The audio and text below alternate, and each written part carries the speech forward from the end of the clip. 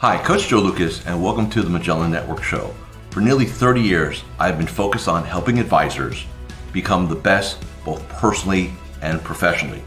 This show is dedicated to sharing with you tools, tips, strategies, distinctions, things that are working now.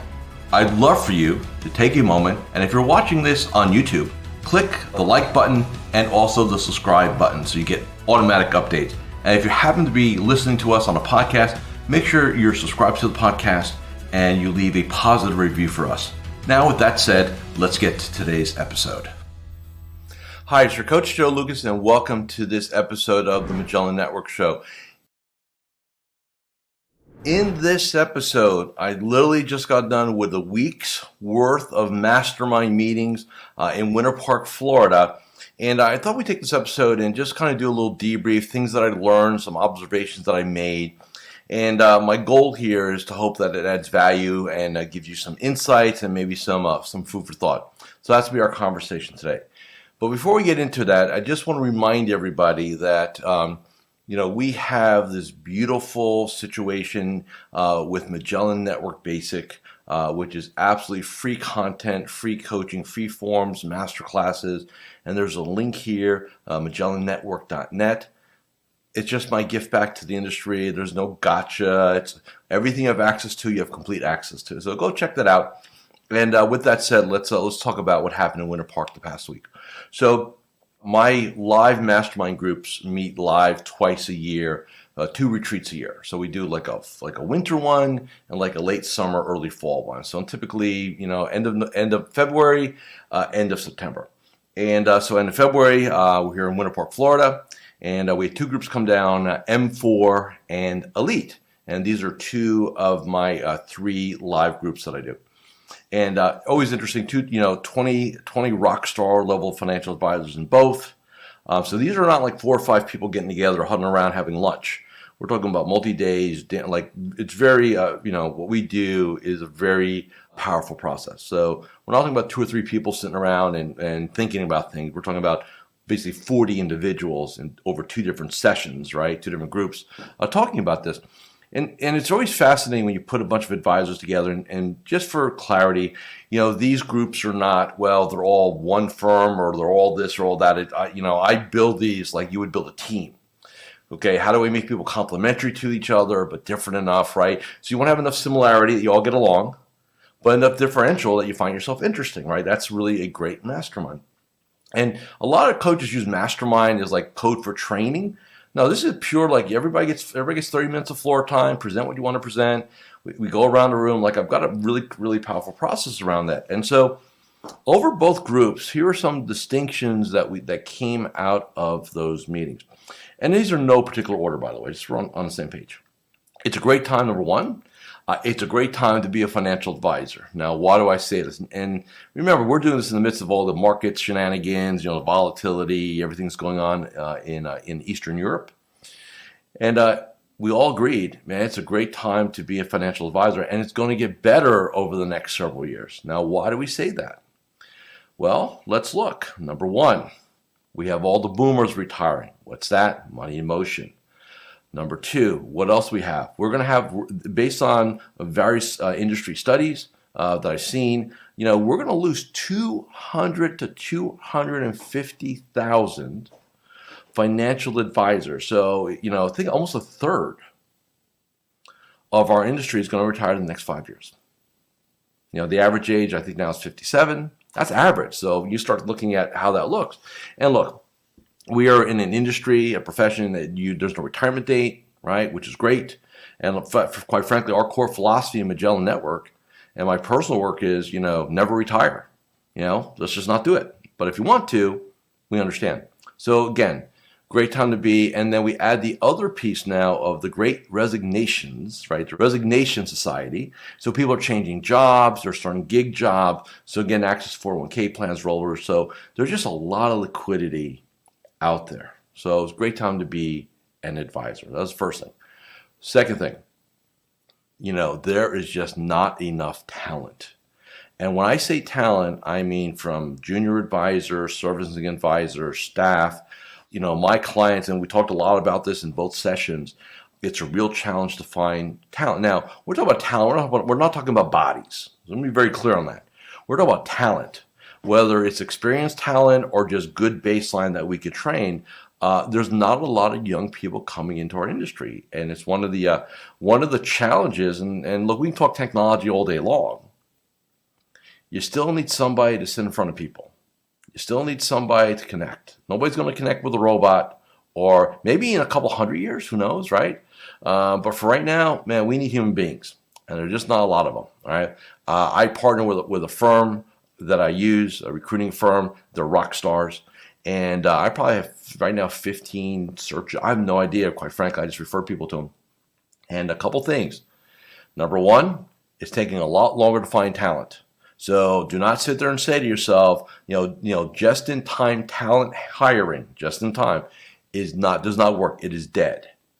It is not uncommon to have a 90 to 180 day search for proper talent. I've got clients that are searching now for almost 12 months. Okay. So if you find somebody, what's next? They're definitely going to cost you more on your P&L than you're anticipating. The other piece is, and I've seen this in the last 12 months literally explode, from a sales assistant, administrative assistant, junior advisor, servicing advisor, salary requirements are going up, up, up. Okay, it's just a reality. You can debate it, you can be mad at it, but it's reality. Okay, because again, there's a shortage of talent. So why do I tell you guys this? And this is not meant to scare anybody, but I made this comment in the room. I saw some people get white in the face a little bit. If you have rockstar caliber people on your team, don't kid yourself and don't think that they're not being recruited every day, that they're not getting hit up on their LinkedIn, their personal email, even their cell phone potentially, that they are having recruiters and firms. I have clients that do. We poach talent. And I'm just going to be flat out saying that. There's a rock star that we know we'll use the word loosely competitor. And hey, we'll go get, and we know we'll just, if we have to pay, we pay, and we'll get the person, right? That is starting to happen in the industry. Now, the other reason why I tell you this is you got to treat your people well. And well does not mean I pay my people well, but I'm a real ass. No. It's about culture, compensation, communication, collaboration. You get that? So it's not a singular component. Culture, in our industry, it used to be, called the broker days, right? Culture really didn't matter because everybody made a lot of money, and you either swam with the sharks or you got eaten by the sharks. No, it was a very binary game, right? You either survived or you didn't. And when I mean that, I'm not just talking about in the advisor seat. I'm talking about in the sales assistant seat, staff, and so on, right? So if you have rockstar people, make sure, this is reality. You're leading effectively, you're communicating effectively, you're collaborating, they understand culture because you have a culture, okay? Super important. So that's the people side of things, right? Like I said, great to be in the business, wonderful time to be. HR, staffing. In fact, a lot of my clients right now, our biggest impediment to growth is talent. Not opportunities, not situations, just we need people to run relationships for us. And it's challenging.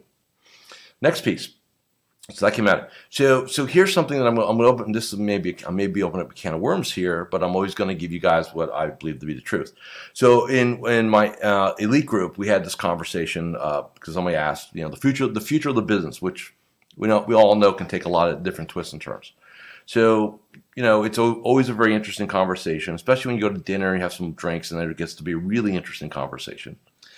And look, let's look at our evolution as an industry for a second, okay? This industry, the word broker was what? The buying and selling of stocks or investment vehicle instruments, right? That's broker, buy, sell, make money, commission. Pretty simple. Then we went to more advisory. So now we're going to become financial advisors, right? So now we get paid for our advice, and we do fee-based, and we're not getting paid commissions anymore, and so on. Fine. Then the next evolution comes. Well, now we're going to become financial planners. And so I remember this in the early 2000s where every major firm was shoving their brokers into CFP programs. Now, whether or not, they uphold the code of ethics and things like that, we're not going to talk about that here. But there's a rush to get the CFP designation. And what's fascinating is a lot of advisors have that designation, but they don't practice it. Well, I'm a certified financial planner. How many plans do you do a year? Well, I haven't done one in 2 years. Okay, it's like, okay, I've got the designation, but I'm not doing anything with it. So we've gone from broker to advisor to planner. And that's kind of where we are now, that advisor planner space. So what do we look like in 10 years? So that's always my big thing, right?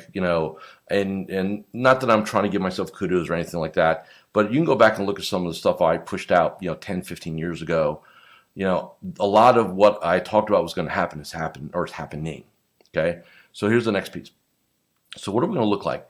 And I made the comment to the guy, I said, look, your world's going to look like mine, a lot like mine, a lot more than you think it's going to look like. Now, what do I mean by that?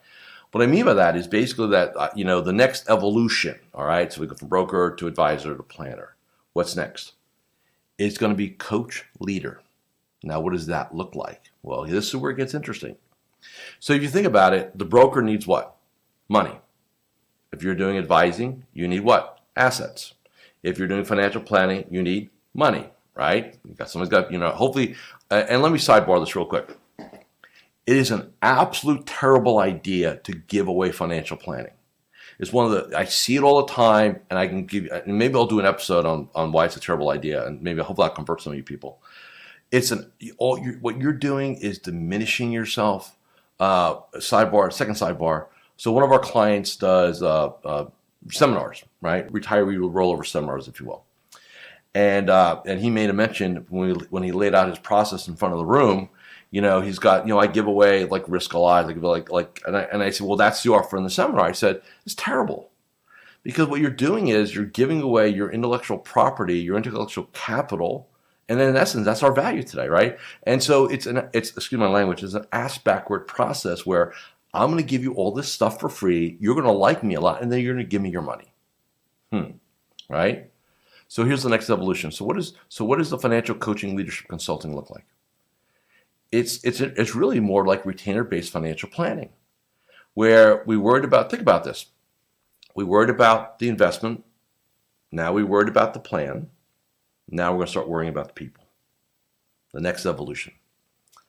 And I've got clients that practice. So this is not, so let me be very clear on this. Everything I'm going to talk about now is not hypothetical. It's not just what Joe thinks. I have clients that are doing this as you watch or listen to this today. I've got a client who deals with nothing, not just business owners, but in a very unique niche, and I'm going to keep it confidential because it's such a great niche. His model, his offer to this niche, and these are all independent business owners, if you will. We do an AUM fee, but it's a lower fee, and it's all fee based. But our thing is we charge between $1,000 and $2,000 a month for financial planning, coaching, and consulting. Now, so think about that. 18, let's call it $12,000 to $24,000, right? Now, why do we do that? Because everybody knows with small business owners, what's the problem? They have assets, but no investments. They have cash flow, but no investable assets, right? The biggest asset is tied up in their business. So think about this. If you're let's say you're at a major firm. Well, we don't care which one it is. How are you going to serve that client right now? How do you go ahead and forge a relationship? Are you going to suck up some cheap, a couple of 529 plans? Do you even have a mechanism to charge ongoing fees? And if you do, what percentage does the mothership take, right? So let's say my client, there's an independent business owner and two advisors get referred to that one. One's my guy. The other one's an FA from a major firm. Again, doesn't matter what's on the business card. The advisor at the major firm, while they may be a great advisor, is basically, put in a bit of a box, because yes, they can charge for a financial plan, but then what do you do after that, right? So again, nature of the industry. That's where we're going. I will say this, the dominant model going forward, and I'm here to declare this today, is going to be financial coaching and consulting so that's going to be the main thing. And so that's going to be the top. And then what's the umbrella? Financial planning, asset management, risk management, right? It's code for insurance, right? But that's going to be, but the top of the pyramid, the very top, is going to be this collaborative, almost personal CFO type relationship with that person, okay? Where else does this fall into place? Well, let's take the retiree rollover market, right? So let's play there, okay? So let's say that's your marketplace. So what's the typical model? I don't care what your marketing is, doesn't matter. You get in front of somebody that's going to retire, or is thinking about retiring, or is going to retire in a year, 3 years, whatever. So what's a typical offer? Come in, sit down, let's do a financial plan. Great, do that. Hopefully you get paid for it. Project's over. Now what? Or you don't even do that. You just want the money, right? And so what's that going to look like? Fee-based, right? So here's the problem. If you can't do early distribution, you have to wait for that client. Now, again, you could suck up some 529s and stuff like that and maybe get hired that way. So in other words, we can get in front. So like my clients who have this model, we crush the traditional model all the time. Why? Because we can get in front of it many years in advance, do the financial plan, be put on an annual retainer by the family to be the financial planner, coach, consultant, and they're never going to go to a dinner seminar. They don't need to talk to their CPA about who to talk to because they've hired their person years, if not decades in advance. And we front load it and we front run it, right? That becomes the dominant model. So, think like an old factory, new factory, right? So does that mean that the old factory disappears, tomorrow? No, it does not. I'm just saying where I see the old saying about Gretzky, right? Gretzky never skated to where the puck was. Gretzky always skates to where the puck's going. And where puck's going in our industry is going to be financial coaching, consulting fees. That'll be the top. Financial planning's deliverable inside of that. Asset management's deliverable inside of that. You can get paid for the asset management too. We're not telling you not to make money there. And then whatever the protections, risk is on the insurance side. And the clients that I have that work that model, it's a powerful model because it gives you a lot of flexibility in how you want to structure client relationships. And quite frankly, it's better for the client. And some of you are going to say, well, how can paying for a financial plan better for the client? I'm going to tell you how right now. So let's just take a situation. And again, I don't care what the situation is. Whether you're doing seminars, you're doing smart asset, you're doing COI referrals, I don't care what you're doing. You get a non-client in front of you, and they have an interest in hiring you. And let's just say they have $1 million, right? It's a $1 million portfolio. So here's the way, and I want you to think about it. Take your industry hat off for a second. And let's think in common sense terms, okay? And this is all the money they have. I've got $1 million. This is my 401k. $1 million is my largest retirement asset. And let's say, I don't care how they meet you. So let's say you get referred to them. You're going to let's just say you do a 1-hour consult. Then you have them come back in and you have them go ahead and do, then you do the plan, right? So let's just say, you don't charge for the plan. You're doing a typical thing. Hey, we'll do a game plan for your plan. Get some questions answered. Come back in. Here's the findings, right? And then, hey, we'd love to get hired, or whatever the offer is, right? I want you to think about this. How well do they know you? How many hours have they spent with you and your team? In most cases, if you're lucky, it's probably 4 hours, maybe in some cases 6, but very rarely, probably 4 is about right. Between intra-conversation, all the other stuff. I know you for less than a day, and you want me to trust you with all my money, my $1 million. That's interesting. Let me think about it. I'll get back to you. We don't know if we want to make any changes yet. Hey, we're talking to some other people, right? Isn't that what a lot of times we hear? Here's the secondary scenario. Same thing. Hey, you know what? Let's get to know each other. Let's do a planning project. The investment in that planning project, pick a number. Nobody's going to retire on these things, right? 1,000, 2,000, 5,000, 10 done. Pick a number, right? I want you to hear this. In that prospect's mind, they just hired you. In the first scenario, where are you hired? Only if you get the money. Here, you're hired for a project. I'll pick a number, 5,000. Which is an easier decision for some human being to make? A $5,000 decision or a $1 million decision? Next piece.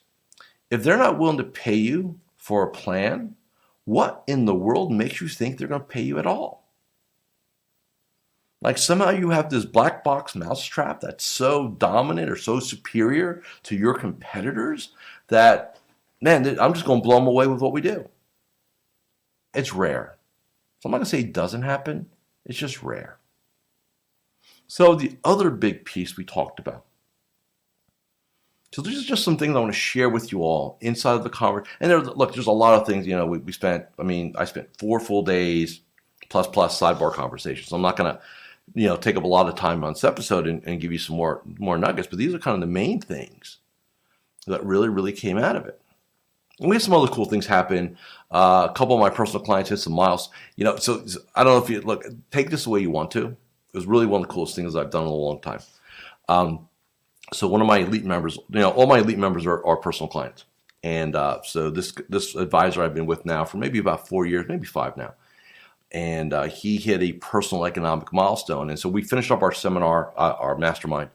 And we're literally, if you've ever been in downtown Winter Park, it's very cool. So we're sitting in one of the cafes, right? And we're definitely not drinking coffee. It's afternoon, right? And he goes to me, he goes, hey, you got some time? You got some minutes? A few minutes? I said, yeah, man, what's up? He goes, and we had this conversation about, always the goals and rewards. So he said to me, hey, last year I hit my goal I've had for 10 years. And I knew what it was.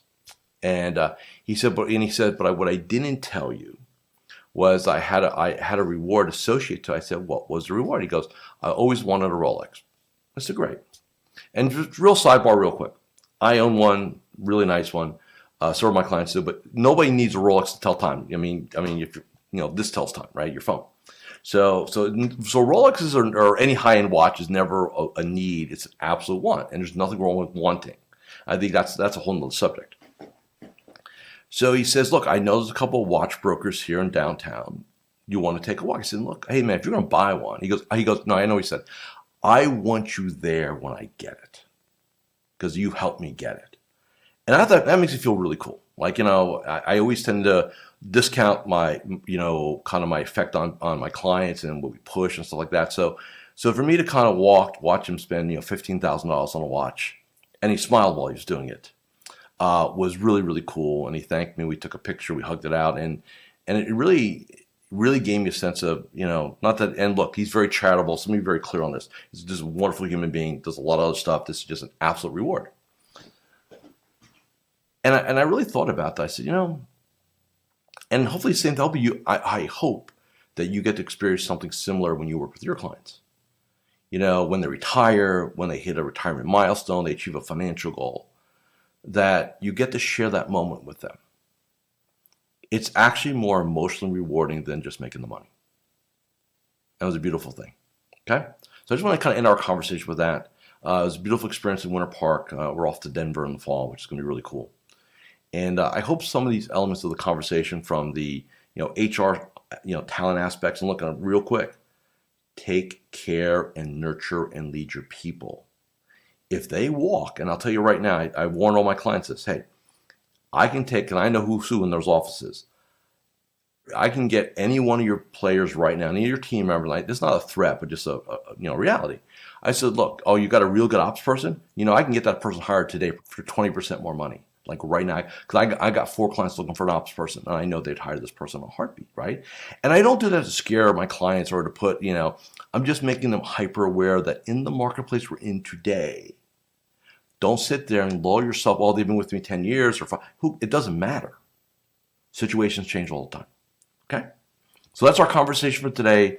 Hey, come check out MagellanNetwork.net. Like I said, if you've been following me for any length of time, listening to me, watching me for any length of time, I'm all about contribution. So this is my way to contribute back.